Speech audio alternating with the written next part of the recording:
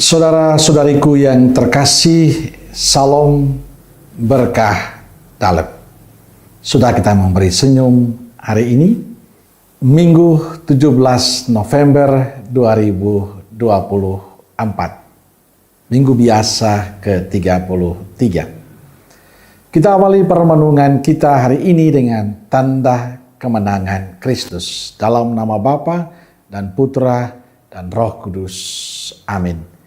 Permenungan kita diambil dari Injil Markus bab 13 ayat 24 sampai 32. Tetapi pada masa itu, sesudah siksaan itu, matahari akan menjadi gelap dan bulan tidak bercahaya, dan bintang-bintang akan berjatuhan dari langit, dan kuasa-kuasa langit akan goncang.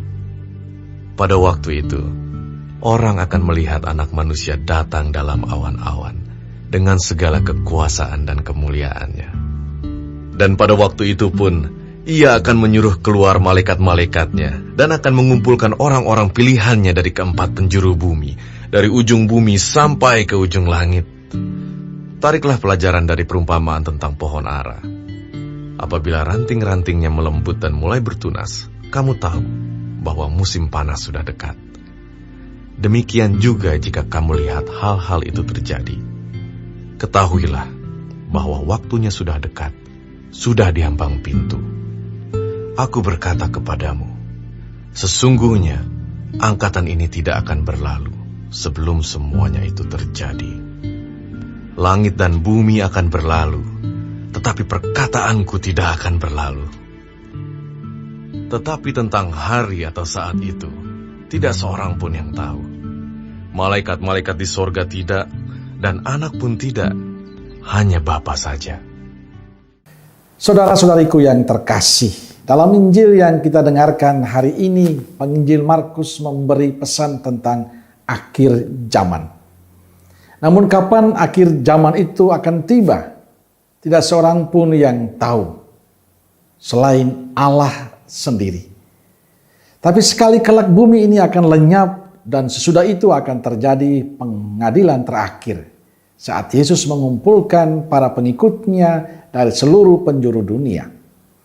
Dan pada waktu itu pula Ia akan menyuruh malaikat-malaikatnya keluar dan mengumpulkan orang-orang pilihannya dari keempat penjuru bumi, dari ujung bumi sampai ke ujung langit. Karena itu Yesus memperingati para pendengarnya untuk berjaga-jaga, untuk selalu waspada. Karena kita sendiri tidak tahu kapan akhir dunia terjadi. Yang pasti bahwa kita nanti akan dipanggil dari dunia ini. Kapan dan bagaimana dunia ini akan berakhir tidak terlalu penting bagi kita. Yang perlu kita sadari terus-menerus adalah bahwa kita pasti akan meninggalkan dunia ini. Kebahagiaan hidup kekal tergantung dari situasi dan keadaan kita ketika kita masih diberi kesempatan hidup ini, seperti yang kita alami saat ini. Saudara-saudariku yang terkasih, penginjil Markus mengingatkan pada kita bahwa di dunia ini kita hanyalah orang asing dan pengembara. Sebab dunia bukanlah tempat tinggal kita yang tetap.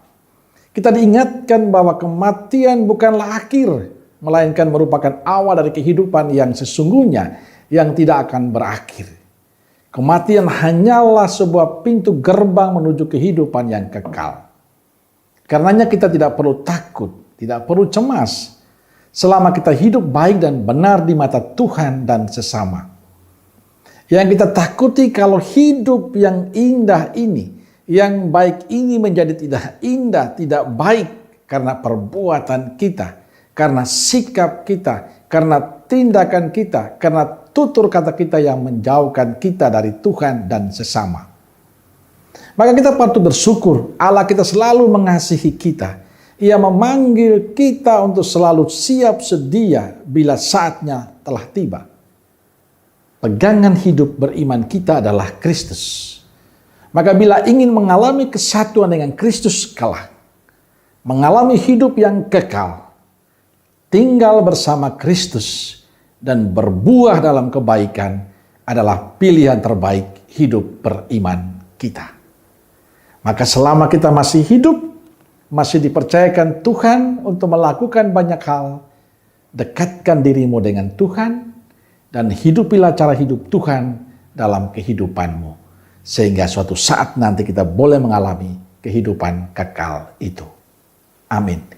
Semoga Allah yang Maha Kasih memberkati saudaraku sekalian, Bapa, Putra, dan Roh Kudus. Amin. Roh Kudus Nazaret, doakanlah kami. Amin. Berkah dalam.